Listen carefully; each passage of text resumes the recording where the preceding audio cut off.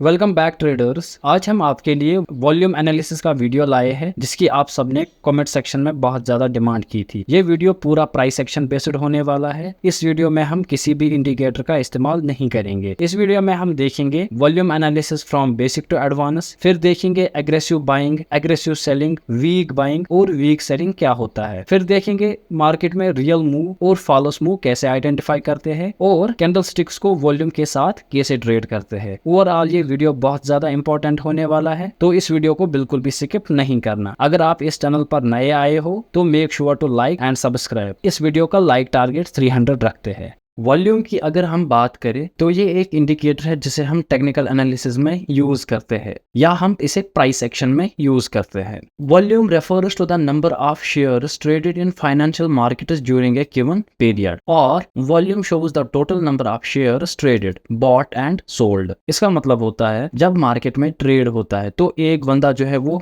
By करता है और एक बंदा जो है वो सेल करता है। जब एक बाई और सेल की ट्रांजैक्शन कंप्लीट होती है तो एक वॉल्यूम आता है। फॉर एग्जांपल, मैंने एक शेयर बाई किया और आपने एक शेयर सेल किया। यहाँ पर जो वॉल्यूम आएगा, यहाँ पर हमारी ट्रांजैक्शन कंप्लीट हुई है क्योंकि यहाँ पर बाई भी हुआ है, सेल भी हुआ है, तो यहाँ पर जो वॉल्यूम आएगा वो आएगा 1 एज कम्पेयर टू 2। यहाँ पर वॉल्यूम जो है वो 2 नहीं आएगा क्योंकि वॉल्यूम बनने के लिए एक बंदा जो है वो बेचना चाहिए और दूसरा बंदा जो है वो खरीदना चाहिए, यानी कि ट्रांजैक्शन कंप्लीट होनी चाहिए। अगर हम इसे एग्जांपल से समझे तो यहाँ पर हम मान लेते हैं एक बायर है और एक सेलर है। ये जो बायर है इसने 10 शेयर्स ऑफ रिलायंस खरीदे। यहाँ पर हम मान लेते हैं कि ये जो बॉलर्स है ये रिलायंस के शेयर्स है और जो ये सेलर है ये रिलायंस के 10 शेयर्स बेच रहा है। तो जब ये बायर जो है वो 10 शेयर्स खरीदेगा और ये सेलर जो है रिलायंस के 10 शेयर बेचेगा, इसके जो बेचे हुए शेयर्स है वो इसके पास आएंगे। यहाँ पर जो वॉल्यूम आएगा रिलायंस में वो आएगा 10। यहाँ पर बहुत सारों को कंफ्यूजन होता है कि यहाँ पर जो वॉल्यूम है वो 20 आएगा। यहाँ पर वॉल्यूम 20 नहीं आएगा क्योंकि जो शेयर्स इस सेलर के पास है वही शेयर्स अब इस बायर के पास आए हैं, इसलिए यहाँ पर जो वॉल्यूम है वो 10 आएगा एज कम्पेयर टू 20। यहाँ पर वॉल्यूम जो है वो 20 नहीं आएगा। अगर आपको अभी भी समझ नहीं आया तो मैं आपको इसे एप्पल्स की एग्जांपल से सिखाता हूँ। हम मान लेते हैं यहाँ पर एक शॉपकीपर है जिसके पास आप एज ए कस्टमर गए हैं। वो शॉपकीपर के पास 2 एप्पल्स है, तो वो जो एप्पल्स है वो आपको वो बेच रहा है। एज ए कस्टमर आपने वो एप्पल्स ले लिए और अब आपके पास 2 एप्पल्स है। यहाँ पर जो वॉल्यूम है वो 2 ही आएगा क्योंकि आपके पास वही 2 एप्पल्स है जो पहले शॉपकीपर के पास थे। शॉपकीपर के पास 2 एप्पल्स थे, उसने वो आपको बेच दिए, अब आपके पास 2 एप्पल्स आ गए, यानी कि यहाँ पर भी पहले सेलिंग हुई फिर बाइंग हुई। तो यहाँ पर भी जो वॉल्यूम होगा वो 2 होगा, यहाँ पर वॉल्यूम जो है वो 4 नहीं होगा। तो यहाँ पर आपको इतना ध्यान रखना है कि वॉल्यूम बनने के लिए ट्रांजैक्शन कंप्लीट होनी चाहिए, यानी कि बायर होना चाहिए और सेलर होना चाहिए, उन दोनों के दरमियान ट्रेड होना चाहिए, तब वॉल्यूम बनता है। अगर मार्केट में सिर्फ सेलर प्रेजेंट है लेकिन अगेंस्ट में कोई बायर प्रेजेंट नहीं है तो वॉल्यूम नहीं आएगा। फॉर एग्जाम्पल, हम इस शॉपकीपर की एग्जाम्पल में अगर देखें तो यहाँ पर शॉपकीपर के पास 2 एप्पल्स थे। अगर इसे खरीदने के लिए कोई कस्टमर ही नहीं आएगा तो ये एप्पल्स जो है वो हमेशा इस शॉपकीपर के पास ही रहेंगे। हम यहाँ पर नहीं कहेंगे कि मार्केट में वॉल्यूम आया क्योंकि यहाँ पर जो ट्रेड है वो हुआ ही नहीं है। इसलिए वॉल्यूम बनने के लिए बायर और सेलर का होना जरूरी है।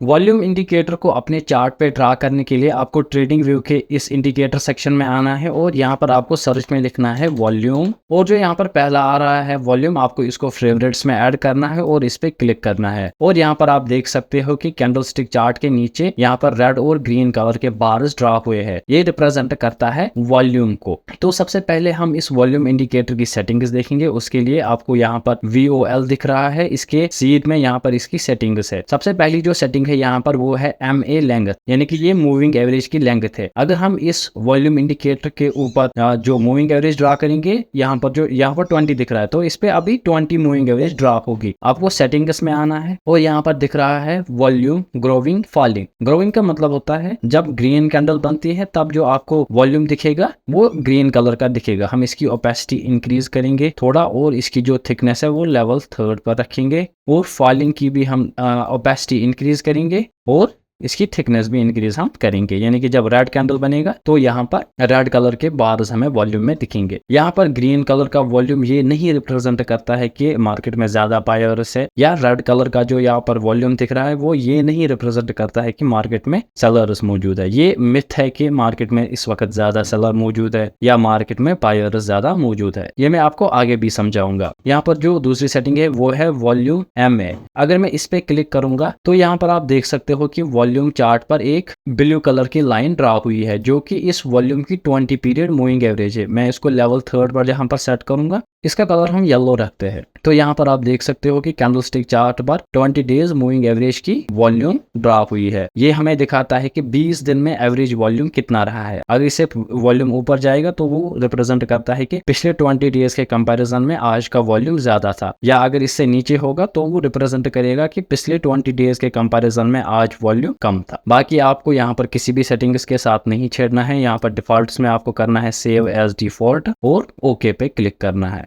अगर हम वॉल्यूम के और बेसिक्स देखें तो volume represents the total activity और liquidity of the market stock participants. इसका मतलब होता है अगर मैंने कोई स्टॉक बाय किया, फॉर एग्जांपल मैंने 10 स्टॉक्स बाय किए या 10 शेयर्स बाय किए, अगर मुझे इन्हें बेचना है तो यहाँ पर सामने कोई बायर होना चाहिए, यानी कि जो इसे अब मुझसे बाय करेगा। अगर मुझे क्विकली बायर मिल रहा है with in seconds, with in minutes, तो हम कह सकते हैं कि मार्केट में बहुत ज्यादा लिक्विडिटी है और मार्केट में बहुत ज्यादा पार्टिसिपेंट्स है, क्योंकि मुझे अपने शेयर्स खरीदने या बेचने के लिए टाइम नहीं लग रहा है। मार्केट में बहुत ज्यादा पार्टिसिपेंट्स है, यानी कि वॉल्यूम रिप्रेजेंट करता है कि मार्केट में कितनी लिक्विडिटी है और मार्केट में कितने पार्टिसिपेंट्स है। It provides insights into the strength and significance of price movements, यानी कि जब भी मार्केट में एक प्राइस मूवमेंट आता है, चाहे वो ऊपर की डायरेक्शन में हो या नीचे की डायरेक्शन में हो। फॉर एग्जांपल यहाँ पर प्राइस जो है वो ऊपर की डायरेक्शन में जा रहे हैं, अगर यहाँ पर इसके साथ वॉल्यूम भी ऊपर की डायरेक्शन में जा रहा है, यानी कि प्राइस ऊपर जा रहा है और वॉल्यूम भी बढ़ रहा है, तो ये एक स्ट्रॉन्ग मूव रिप्रेजेंट करता है। सिमिलरली अगर प्राइसेस नीचे की डायरेक्शन में जा रहे हैं और इसी के साथ साथ जो है वॉल्यूम वो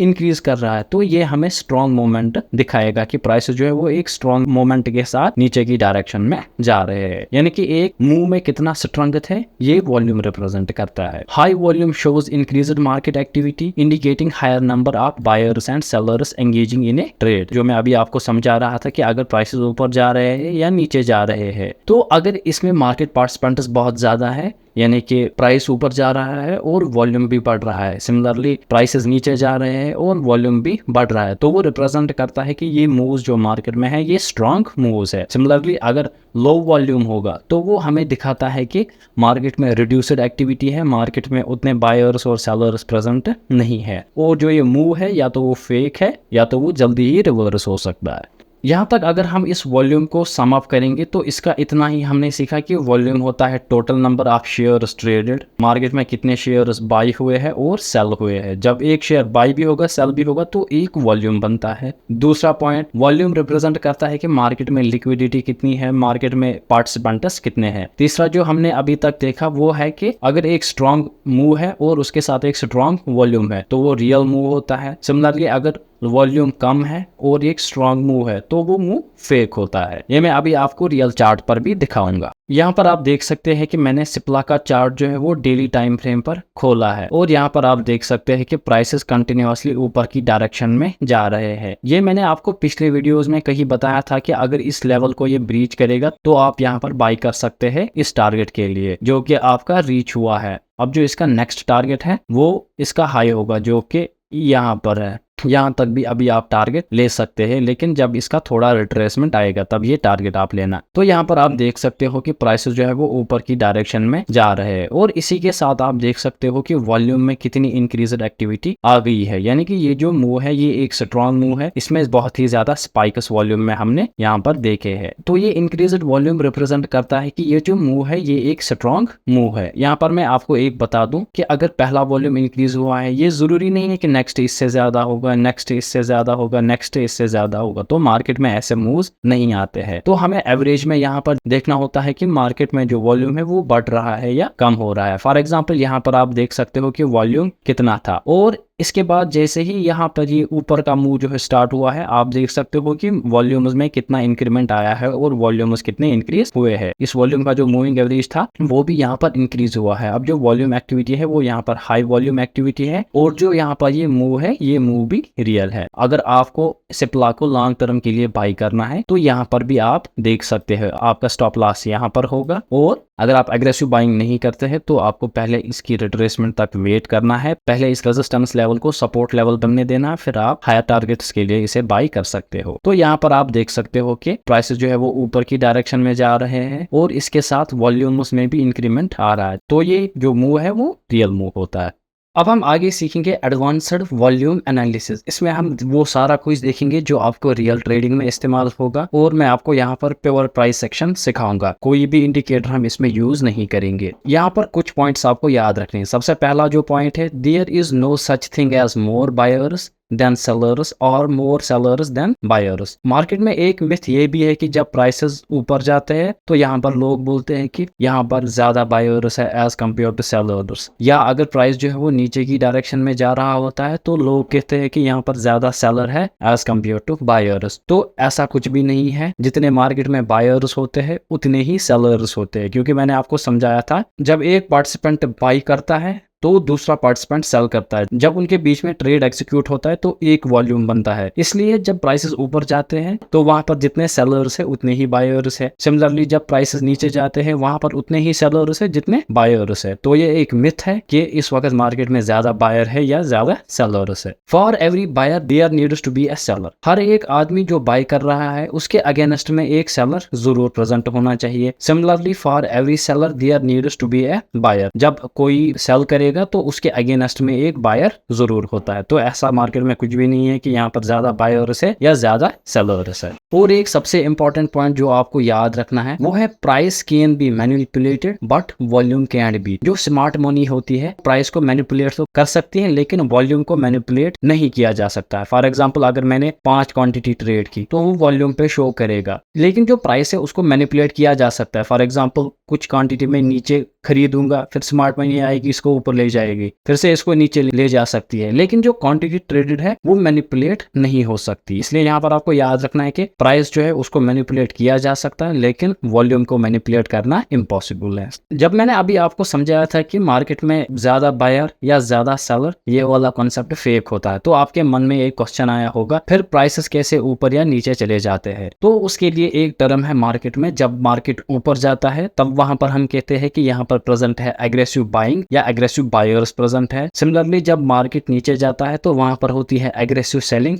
और वहां पर एग्रेसिव सेलर्स प्रेजेंट होते हैं। ये दोनों कॉन्सेप्ट्स में अभी आपको डीप में समझाऊंगा कि ये क्या होते हैं। सिमिलरली जब प्राइस ऊपर जाता है और उसके साथ वॉल्यूम ऊपर नहीं जाता है या बहुत ज्यादा कम वॉल्यूम होता है तो उसे हम कहते हैं वीक बाइंग। और सिमिलरली जब वीक सेलिंग होती है तो वो होता है कि प्राइसेस नीचे की डायरेक्शन में जा रहे हैं लेकिन जो वॉल्यूम है वो बहुत ही ज्यादा डिक्रीज्ड वॉल्यूम है, तो यहाँ पर ये वीक सेलिंग होती है। ये वाले 4 पॉइंट्स आपको प्राइस एक्शन की ट्रेडिंग में बहुत ज्यादा हेल्प करेंगे। ये मैं आपको आगे कैंडल्स पे सिखाऊंगा, चार्ट पैटर्न्स पे सिखाऊंगा और ट्रेंड्स पे सिखाऊंगा कि इनको यूज कैसे करते हैं। पहला पॉइंट आपको याद रखना है कि एग्रेसिव बाइंग और एग्रेसिव बायर प्रेजेंट होते हैं जब मार्केट बहुत ज्यादा ऊपर चला जाता है। सिमिलरली जब मार्केट बहुत ज्यादा नीचे चला जाता है तब एग्रेसिव सेलिंग और एग्रेसिव सेलर्स प्रेजेंट होते हैं। और थर्ड टाइप कैटेगरी है वो है वीक बाइंग और वीक सेलिंग। ये वाले मूव्स जो है वो फेक होते हैं और प्राइसेस रिवर्स कर जाते हैं। यहाँ पर आप देख सकते हो कि मैंने स्टेट बैंक ऑफ इंडिया का चार्ट जो है वो 15 मिनट्स टाइम फ्रेम पर खोला है और यहाँ पर आप देख सकते हो कि प्राइसेस जो है वो नीचे की डायरेक्शन में आए हैं और उसी के साथ साथ यहाँ पर जो वॉल्यूम है वो उसमें भी इंक्रीमेंट हुआ है। यानी कि यहाँ पर जो सेलिंग है ये एग्रेसिव सेलिंग है। सेलर किसी भी प्राइस पर बेचने के लिए तैयार है, चाहे वो प्राइस 574 हो, 573 हो, 571 हो, वो किसी भी प्राइस पर बेचने के लिए तैयार है। इसे एग्रेसिव सेलिंग कहते हैं। सिमिलरली यहाँ पर आप देख सकते हो कि प्राइसेस जो है वो नीचे की डायरेक्शन में आ रहे हैं लेकिन जो वॉल्यूम है वो कंटिन्यूअसली अपने एवरेज वॉल्यूम से भी कम था और कंटिन्यूअसली गिरता ही चला जा रहा था। तो यानी कि जो यहाँ पर ये सेलिंग का मूवमेंट है वो एक फेक मूवमेंट है। उसके बाद आप देख सकते हो कि वॉल्यूम्स ने इंक्रीज करना स्टार्ट किया, फिर उसके बाद आप देख सकते हो कि बाइंग में एक aggressive momentum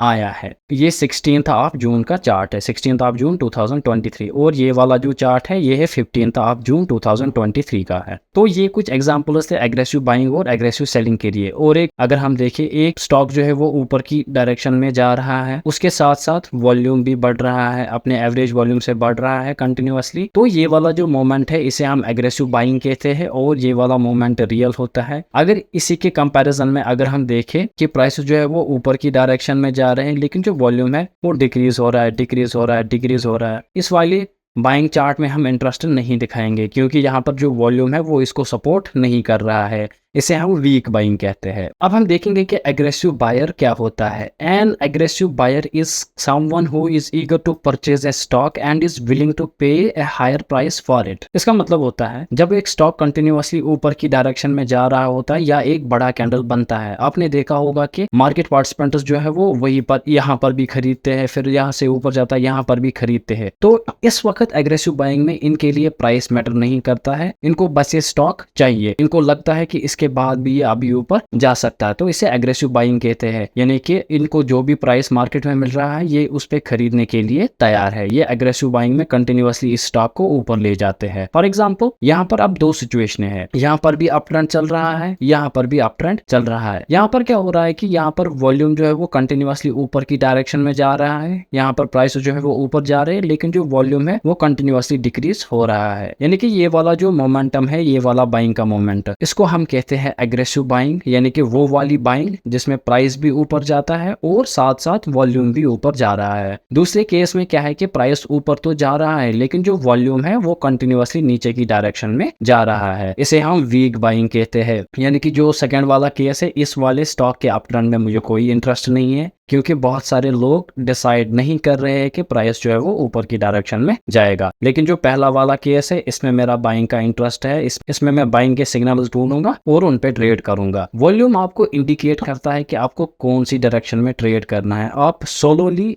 on the basis of volume trade नहीं कर सकते, आपको या तो प्राइस एक्शन पे ट्रेड करना होगा या तो आप इंडिकेटर बेस्ड ट्रेडिंग कर सकते हैं। Aggressive seller is someone who is keen to sell a stock and is willing to accept a lower price। जब स्टॉक क्रैश करता है तो जो सेलर है वो किसी भी प्राइस पर इस स्टॉक को बेचने के लिए तैयार है, इसे एग्रेसिव सेलिंग कहते हैं। एग्रेसिव सेलिंग होने के लिए भी आपको इंक्रीज्ड वॉल्यूम चाहिए। यहाँ पर आप देख सकते हैं कि प्राइस जो है वो नीचे की डायरेक्शन में जा रहा है लेकिन जो वॉल्यूम है वो इंक्रीज हो रहा है, तो ये एक एग्रेसिव सेलिंग है। लेकिन जो सेकंड केस है इसमें प्राइस जो है वो नीचे की डायरेक्शन में जा रहे हैं लेकिन जो वॉल्यूम है वो भी नीचे की डायरेक्शन में जा रहा है, यानी कि डिक्रीज्ड वॉल्यूम है, इसे हम एग्रेसिव सेलिंग नहीं कहेंगे। इस वाले स्टेज को हम कहेंगे वीक सेलिंग। यहाँ पर इस वाले डाउन ट्रेंड में मैं कोई भी पार्टिसिपेट नहीं करूंगा लेकिन इस वाले डाउन ट्रेंड में मेरा बहुत ज्यादा इंटरेस्ट होगा। यहाँ पर मैं सिग्नल्स ढूंढूंगा सेलिंग के।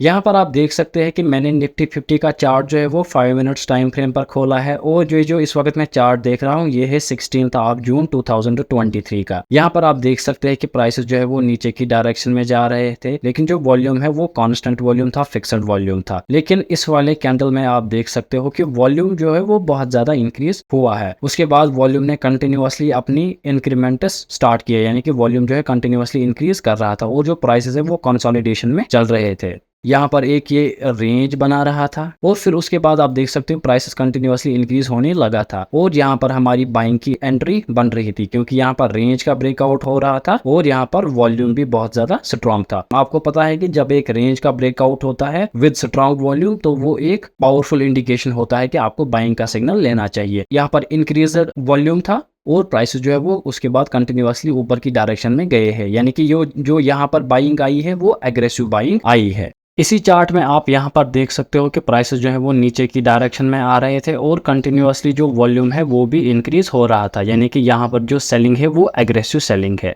और यहाँ पर आप देख सकते हैं कि मैंने रिलायंस का चार्ट जो है वो 5 मिनट्स टाइम फ्रेम पर खोला है। यहाँ पर आप देख सकते हैं कि प्राइस जो है वो नीचे की डायरेक्शन में आए थे लेकिन जो इस वक्त जो वॉल्यूम था वो बहुत ही डिक्रीज्ड वॉल्यूम था। उसके बाद जो वॉल्यूम से इन्होंने स्पाइक दी है और उसके बाद आप देख सकते हो कि प्राइस जो है वो ऊपर की डायरेक्शन में गए हैं, यानी कि यहाँ पर भी एक एग्रेसिव बाइंग है। यहाँ पर मैं इतना कहना चाहूंगा कि आप ये नहीं कर सकते कि वॉल्यूम इंक्रीज हो रहा है कि मैं बाइंग करूंगा या इंक्रीज हो रहा है मैं सेलिंग करूंगा। आपको फिर भी सिग्नल्स ढूंढने होते हैं। फॉर एग्जांपल यहाँ पर हमें एक सिग्नल मिल रहा था, एक तो हैमर था और ये इन तीनों कैंडल्स को मिला के एक मॉर्निंग स्टार भी बन रहा था, तो यहाँ पर हम इसे ट्रेड कर सकते थे। वॉल्यूम को इंडिविजुअली आप ट्रेड नहीं कर सकते। उसके बाद भी आप देख सकते हो कि अभी भी वॉल्यूम में स्पाइक्स है और जो प्राइस है वो कंटिन्यूअसली ऊपर की डायरेक्शन में जा रहा है। यहाँ पर आप देख सकते हो कि एक रेड कलर का बार बना है कि यानी कि वॉल्यूम में एक रेड कलर का बार बना है। इसका मतलब ये नहीं है कि इंक्रीज सेलिंग हुई है, इसका मतलब ये है कि पार्टिसिपेंट्स जो है वो बहुत ज्यादा आए हैं, लेकिन जो कैंडल है वो रेड बना था। मैं आपको फिर से कहना चाहूंगा कि वॉल्यूम में इन बार्स का कलर कुछ भी हो, चाहे ग्रीन हो रेड हो, इससे फर्क नहीं पड़ता है। बस आपको ये देखना है कि इसका नंबर कितना है, क्या ये इंक्रीज्ड है या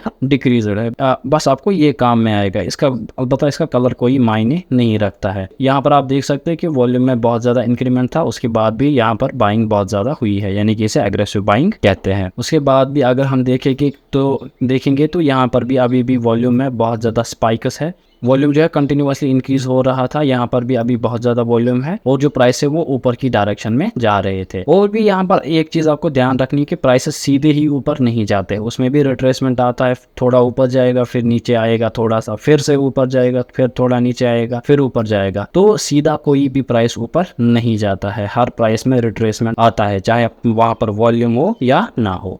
अब यहाँ पर और एक क्वेश्चन ये भी है कि हम कौन से वॉल्यूम को हाई वॉल्यूम कहेंगे और किस वॉल्यूम को लो वॉल्यूम कहेंगे। तो वॉल्यूम में एक टर्म होती है जिसे हम रिलेटिव वॉल्यूम कहते हैं या जिसे हम एवरेज वॉल्यूम भी कहते हैं। इसका मतलब होता है कि हम मान लेते हैं कि हमने एक मूविंग एवरेज ड्रा की है 20 पीरियड की वॉल्यूम पे। अगर इससे ऊपर जाएगा वॉल्यूम तो वो रिप्रेजेंट करेगा हायर वॉल्यूम, अगर इससे नीचे है तो वो रिप्रेजेंट करेगा लोअर वॉल्यूम। यानी कि एक स्टॉक का 20 डेज का एवरेज लिया जाता है वॉल्यूम का, अगर उस एवरेज से ऊपर जाएगा वॉल्यूम तो उसे हाई वॉल्यूम कंसिडर किया जाएगा, और अगर उससे लो वॉल्यूम होगा तो उसे लो वॉल्यूम कंसिडर किया जाता है। Higher the relative volume represents more interest in the stock. अगर रिलेटिव वॉल्यूम जो है वो हाई होगा तो वो हाई इंटरेस्ट स्टॉक का रिप्रेजेंट करता है। यहाँ पर मैं आपको कुछ एग्जाम्पल्स दूंगा जिससे आपको ये क्लियर होगा। फॉर एग्जांपल, अगर एक स्टॉक का एवरेज जो रिलेटिव वॉल्यूम है वो 10 है, ठीक है, या एवरेज वॉल्यूम 10 है, और जो दूसरा स्टॉक है उसका जो रिलेटिव वॉल्यूम है वो है 5। जिस दिन हम ट्रेड करने जा रहे हैं उस दिन ए स्टॉक का जो वॉल्यूम है वो इंक्रीज हुआ है फ्रॉम 10 to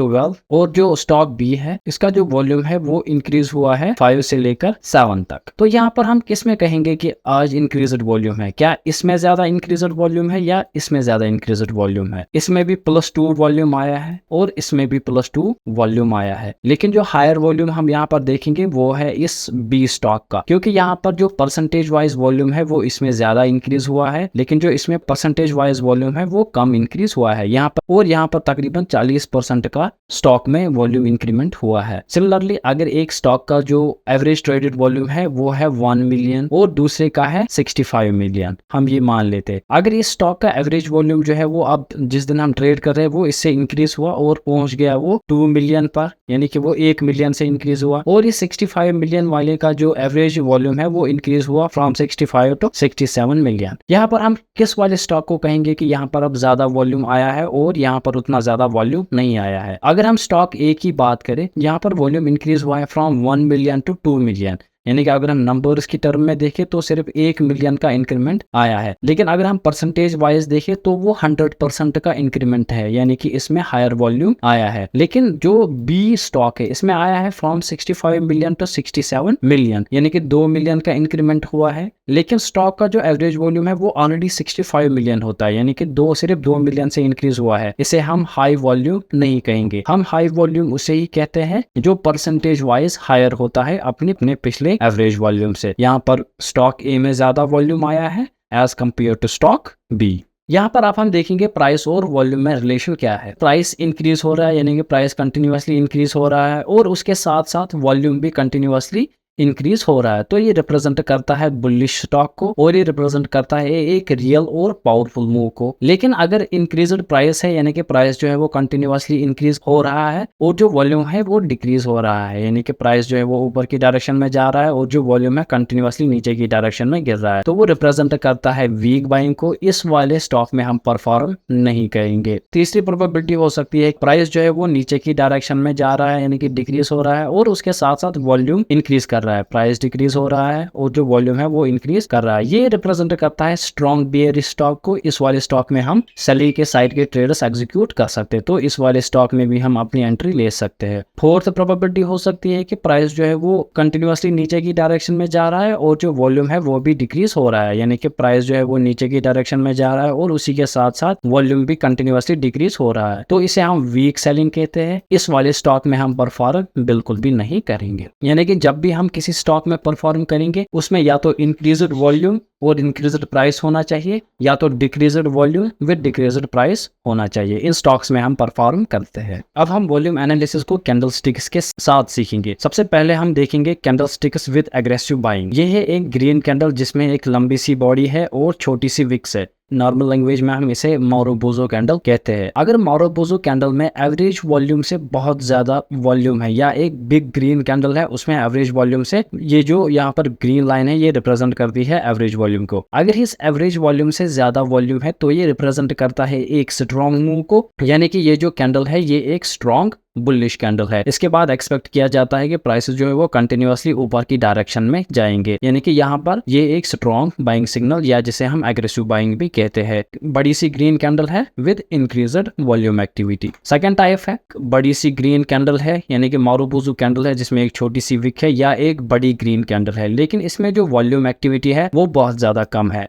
इन वाले कैंडल्स में हम ट्रेड नहीं करते। ये एक वीक मूव होता है और ये एक वीक कैंडल है, और इस बाइंग को हम वीक बाइंग कहते हैं। इस वाली बाइंग में हम इंटरेस्ट नहीं लेंगे क्योंकि बड़ी सी ग्रीन बॉडी तो है लेकिन जो वॉल्यूम है या मार्केट पार्टिसिपेंट्स है वो बहुत ज्यादा नहीं है, इसे हम अवॉइड करेंगे। थर्ड टाइप ऑफ कैंडल जो है जिसे हम कहते हैं कि buyers are not in control. इसमें क्या होता है, एक लंबी सी विक है, ठीक है, छोटी सी ग्रीन बॉडी है लेकिन जो वॉल्यूम है वो बहुत ज्यादा है। देखो यहाँ पर ये वॉल्यूम मैंने ग्रीन रखा है, इसे मैं रेड भी रख सकता हूँ, डजंट मैटर, क्योंकि वॉल्यूम का कलर मैटर नहीं करता है। यहाँ पर एवरेज वॉल्यूम से ज्यादा वॉल्यूम है लेकिन जो बायर्स है वो कंट्रोल में नहीं है। वो इस प्राइस को यहाँ तक ले गए थे लेकिन फिर से सेलर्स ने इसे नीचे तक धकेला है। तो यहाँ पर इस कैंडल को हम वीक कैंडल कहते हैं। प्राइस एक्शन ट्रेडिंग में ऐसे ही कैंडल्स को ट्रेड किया जाता है, यानी कि इस वाले कैंडल को हम कहेंगे वीक कैंडल। वॉल्यूम तो बहुत ज्यादा है लेकिन जो बायर्स है वो कंट्रोल में नहीं है। इसके बाद आती है एग्रेसिव सेलिंग। ये एग्रेसिव बाइंग का अपोजिट होगा। इसमें एक बड़ी सी रेड बॉडी है विद इंक्रीज्ड वॉल्यूम एक्टिविटी। ये एक स्ट्रॉन्ग कैंडल है और ये मूव स्ट्रॉन्ग मूव रिप्रेजेंट करता है। इसके बाद हम सेलिंग के ट्रेडर्स देखते हैं। सिमिलरली यहाँ पर अब हम देखेंगे वीक सेलिंग, यानी कि बड़ी सी रेड बॉडी है लेकिन जो वॉल्यूम है वो बहुत ही कम है। तो ये एक वीक कैंडल है। डजंट मैटर इस कैंडल का साइज कितना है, इसमें वॉल्यूम कम है तो ये हमारे लिए एक वीक कैंडल है। इसके सिग्नल पर हम ट्रेड नहीं करेंगे। ये जो मूव रिप्रेजेंट करेगा वो एक वीक मूव होगा। यहाँ पर आप देख सकते हैं कि प्राइसेस जो है वो यहाँ पर स्टार्ट हुए थे, उसके बाद वो यहाँ तक नीचे आए थे। यहाँ से फिर से बायर्स ने इसे यहाँ तक धकेला है और जो ये कैंडल है वो यहाँ पर क्लोज हुआ है और इस वॉल्यूम में हायर प्राइस एक्टिविटी है। ये कैंडल हमें रिप्रेजेंट करता है कि हायर वॉल्यूम एक्टिविटी तो है लेकिन जो सेलर्स है वो टोटल कंट्रोल में नहीं है, यानी इसे ही हम कहते हैं कि bears are not in control. ये कैंडल वीक सेलिंग कैंडल होती है, ये स्ट्रॉन्ग सेलिंग कैंडल नहीं होती है। यहाँ पर आप देख सकते हैं कि ऐसी कैंडल जो है वो हर मार्केट में बनती रहती है। जो छोटी सी कैंडल हो या बड़ी कैंडल हो तो उनमें एवरेज वॉल्यूम से बहुत ज्यादा कम वॉल्यूम होता है, तो वो हमें कोई भी सिग्नल जनरेट करके नहीं देती है। इन्हें हम नॉर्मल मूव कहते हैं और इनसे हम कोई भी सिग्नल नहीं लेते हैं, ना ही हम इन्हें ट्रेड करते हैं। इसके बाद जो सबसे ज्यादा इंपॉर्टेंट मार्केट में है जो आपको समझना है, ये वाले मैं आपको एडवांस्ड प्राइस एक्शन के कॉन्सेप्ट्स में समझाऊंगा। यहाँ पर क्या है कि वॉल्यूम बहुत ज्यादा है लेकिन जो कैंडल्स है वो नॉर्मल कैंडल है। इन कैंडल्स में क्या मसला होता है कि ये कैंडल्स यूजुअली बनती है स्मार्ट मनी की वजह से। जब स्मार्ट मनी मार्केट में एंट्री करती है वो अवॉइड करती है बड़े कैंडल्स बनाना। वो उतने ही शेयर्स अब्सॉर्ब करते हैं जितने मार्केट में अवेलेबल होते हैं। वो खुद ज्यादा सप्लाई या डिमांड क्रिएट नहीं करते हैं। तो जब भी आपको ऐसा कोई कैंडल दिखे जो छोटा सा हो लेकिन उसमें बहुत ज्यादा वॉल्यूम होता है, उसके बाद जो भी मूव आएगा वो रियल मूव होता है। अब हम देखेंगे कि वॉल्यूम को यूज कहाँ करते हैं। ये सारी चीजें जो है ये मैंने ऑलरेडी आपको सिखाई। सबसे पहला जो यूज है सपोर्ट एंड रेजिस्टेंस, यानी कि जब भी सपोर्ट एंड रेजिस्टेंस का ब्रेकआउट होगा और वहां पर वॉल्यूम की स्पाइक्स होगी, यानी कि बहुत सारा वॉल्यूम आएगा, तो वो वाले ब्रेकआउट्स या ब्रेकडाउन जो है वो रियल होते हैं। सिमिलरली ट्रेंड लाइन का ब्रेकआउट अगर होगा विद हाई वॉल्यूम तो वो रियल ब्रेकआउट होता है, अगर वो विद लो वॉल्यूम होगा तो वो फेक ब्रेकआउट होता है। सिमिलरली वॉल्यूम डाइवर्जेंस, इसका मतलब होता है अगर प्राइसेस ऊपर जा रहे हैं और साथ में वॉल्यूम भी ऊपर जा रहा है तो ये ठीक बात है और ये रियल मूव है। लेकिन अगर प्राइसेस जो है वो ऊपर की डायरेक्शन में जा रहे हैं लेकिन जो वॉल्यूम है वो डिक्रीज हो रहा है तो यहाँ पर ये डाइवर्जेंस है, यानी कि प्राइसेस ऊपर जा रहे हैं और जो वॉल्यूम है वो नीचे की डायरेक्शन में जा रहा है, तो ये वाला मूव जो है वो फेक मूव होता है। सिमिलरली होती है वॉल्यूम स्पाइक्स, यानी कि अगर अचानक कहीं पर वॉल्यूम आ जाता है, यानी कि हाई वॉल्यूम आ जाता है, तो हम उस एरिया को नोट करते हैं कि यहाँ पर क्यों वॉल्यूम आया, क्या हमारी कोई अपॉर्चुनिटी बन रही है या नहीं बन रही है।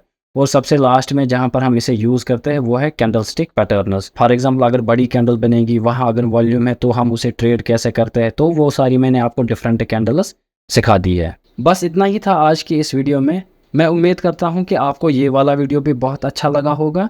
सो make sure to like, share and subscribe. मैं मिलता हूँ आपसे नेक्स्ट वीडियो में।